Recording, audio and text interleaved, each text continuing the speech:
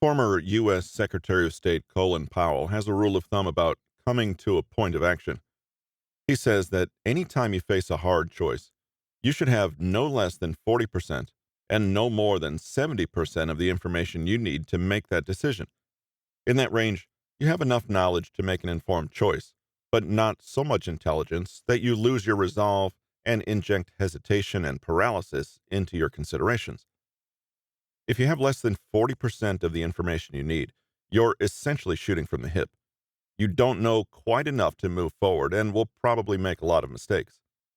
Conversely, if you chase down more data until you get more than 70% of what you need, and it's unlikely that you'll truly need anything above this level, you could get overwhelmed and become uncertain. The opportunity may have passed you by, and someone else may have beaten you by starting already. This is the zone of inaction. You want 100% information, and although it's never possible, it's a zone of safety. Safety from uncertainty, insecurity, and all the rest. But in that sweet spot between 40 and 70%, you have enough to go on and can let your intuition guide your decisions. In the context of Colin Powell, this is where effective leaders are made. The people whose instincts point in the right direction are the ones who will lead their organization to success. This is also where you should battle procrastination before it becomes too late. You should feel a certain amount of uncertainty, or even lack of confidence. It's natural, and anything else is an unrealistic expectation. More often than not, what you're searching for will only be gained through beginning. As mentioned, the first step will be your most valuable tool in learning and preparation, rather than hours of planning. We can replace the word information with other motivators. 40 to 70% of experience, 40 to 70% reading or learning, 40 to 70% confidence, or 40 to 70% planning. While we're taking action, we learn, gain confidence, and gain momentum. When you try to achieve more than 70% information, or confidence, experience, etc., your lack of speed can destroy your momentum or stem your interest, effectively meaning nothing's going to happen. There's a high likelihood of gaining nothing further from surpassing this threshold. For example, let's say you're opening up a cocktail bar, which involves buying a lot of different types of liquor. You're going to wait until you're 100% ready with your liquor before opening. Yet, you can't expect to have absolutely all the liquor you'll ever need when the doors are ready to open. It's impossible to be able to serve any drink a customer orders. So, applying this rule, you'd wait until you had at least 40% of your available inventory prepared. This would establish momentum. Then, if you get more than half of what you need, you'd be in pretty good shape to open. You might not be able to make absolutely every drink in the bartender's guide, but you'll have enough on hand to cover the staple drinks with a couple variations. If you have around 50 to 60% inventory, you're more than ready. When the remaining inventory arrives, you'll already be in action and can just incorporate that new inventory into your offerings. If you waited until you had 70% or more inventory to open, you could find yourself stuck in neutral for longer than you wanted to be. Imagine what would happen if you waited until you had 100% of what you needed: rare vintages of wines and exotic vodkas from across the world. You'd never open. So let's simplify. If you want to arrange a date, you only need three elements: who, when, and where. If you need to find a hospital, you only need to know the specialist you want to see, the cost, and the location. If you want to start a business, you only need to think about what you can do tomorrow to move toward your goal, not necessarily what your ideal business is. You'll end up with more action than not. Waiting until you have 40% of what you need to make a move isn't a way of staying inside your comfort zone. You're actively planning what you need to do to get out, which is just fine, as long as it's not over planning. For all intents and purposes, the minimum effective dose of information or preparation you need is far lower than you imagine it to be. Beat indecision. Action has many enemies: excessive planning, perfectionism, fear, laziness, just to name a few. It's a shame because each of those enemies despite whatever protective instinct they fulfill, only serves one purpose: to keep you still. An underestimated enemy of action is indecision. Unlike other parts of inaction that are plagued by laziness or plain avoidance, you may actually have a good intent with indecision. You want to take action, but the problem is that you're incapable of choosing from what's in front of you. In part, the don't do list and pre mortem analysis can help you with indecision, but here are some specific ways to make decisions quicker than you ever thought possible.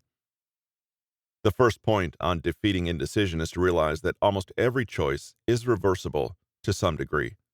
Almost nothing is forever and immediately harmful.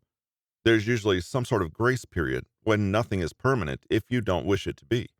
Therefore, it makes sense to dip your toes into one option to see what happens and gain some information instead of standing at the fork in the road until you starve to death. Make a decision with the full intent of backtracking. You'll feel better making it because you see an easy route out, but you've just broken your inertia. You can learn so much more by taking an option, even for a bit, than from hemming and hawing at the crossroads. Only in the process will you learn more about it and how it feels. In essence, commit to an option and follow it for a while because it's probably reversible, and you learn more from committing and following through. If you are trying to decide between moving to New York or Texas, are you going to gain more information by visiting neither and continuing to debate with yourself? Or by visiting one, seeing how you feel about it, and going through some motions to gain information? You'd visit Texas and start looking into rental prices, how to attain your driver's license, the local job economy, and the prevalence of healthy food. Make a small commitment, follow the path, and then reevaluate again.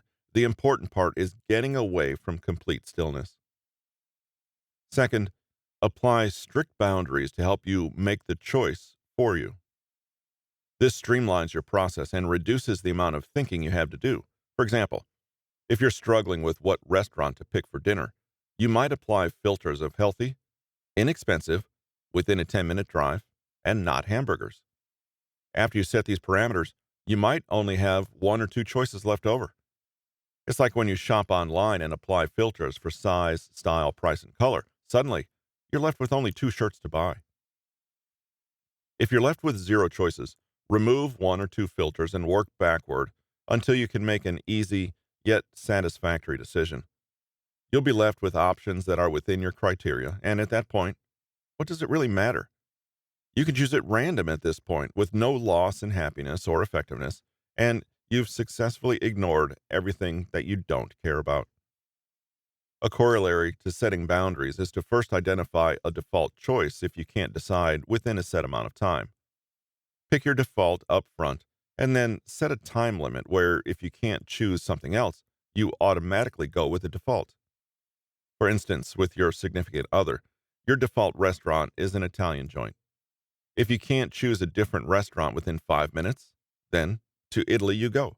This saves time, but the act of creating the default is important because you'll have automatically selected something that fits your requirements or desires. You'll be happy in either case, in other words. In many instances, the default is what you had in mind the entire time, and where you're probably going to end up, regardless of the endless debate. You go through the mental exercise of choosing a default with the idea that you accept ending up there, even if you considered other choices. For the third aspect of conquering indecisiveness, realize that you might have a drive to make the perfect decision with absolutely no downsides, no opportunity costs, and no second thoughts. Well, that's tough to do on a daily basis. Instead of seeking perfection, seek satisfaction of your needs. That's what really matters for 99% of our decisions. If something checks all your boxes, that's all you need to beat your indecision. When you aim for perfection, you tend to start running up against the law of diminishing returns, which states that the amount of effort you put into something is no longer worth the return you gain. Oh, and a perfect decision is also usually impossible or non existent. For example, you might spend $100 on a pair of nice shoes. At that price point, they'll be well constructed, sturdy, and fashionable. What if you were to spend $2,000 on a similar pair of shoes? They'd still be well constructed, sturdy, and fashionable. So, in most instances, consider the primary goal of your action. Shoes take you from point A to point B and should contain a modicum of style. This begs the question, were the pricier shoes worth the extra money over the cheaper pair? For most people, no. There's a law of diminishing returns where the more expensive shoes don't make a difference in any relevant way. How nice can a pair of shoes get? Unless the more expensive shoes are self cleaning with automatic lacing, you're spending more for essentially the same return. You probably aren't shooting for life changing restaurants every night of the week. In this case, your compulsion to make a perfect choice is wasted energy. Eating is the goal, not choosing a perfect meal. Unless you're making life impacting choices that you will feel the repercussions of for years, attempting to make a perfect choice is silly. The difference between the perfect choice and the good enough choice will be negligible, and you might not even feel it or remember it the next day. There won't be consequences that make a difference in the long term, so what's the sense in spending additional time on it? In fact, aim for adequate or even imperfect and flawed. Suddenly, you'll see that it's far easier to make a decision if you lighten up the standards that you've probably arbitrarily placed on yourself. A famous comedian has clever input on this matter.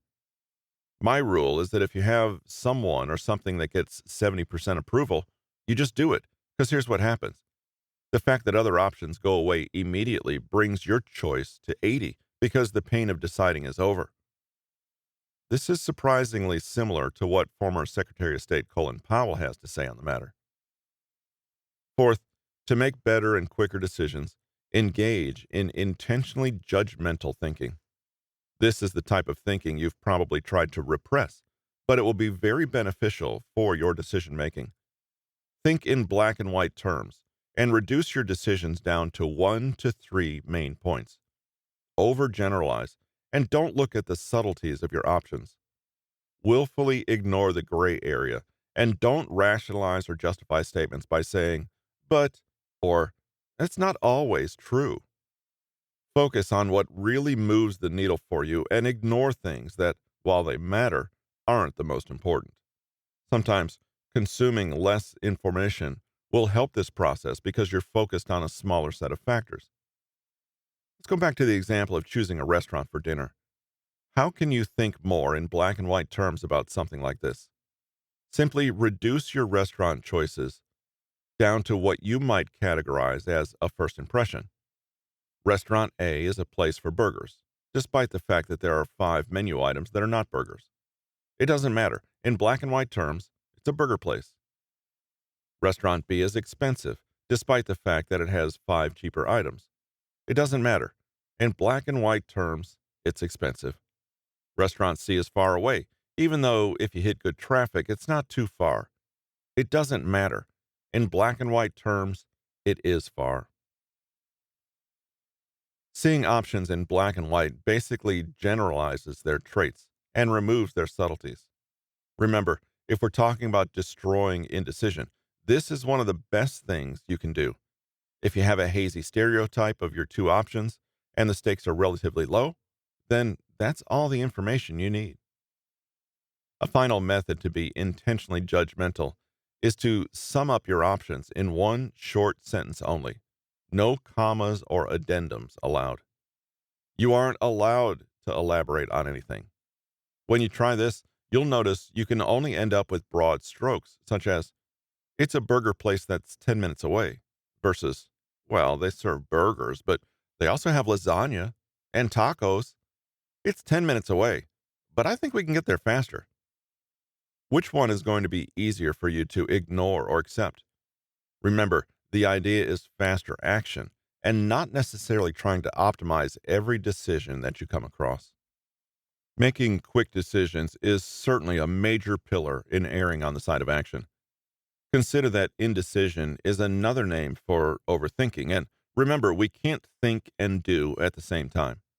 For the purposes of this book, motion is always preferred to analysis, beyond a certain extent.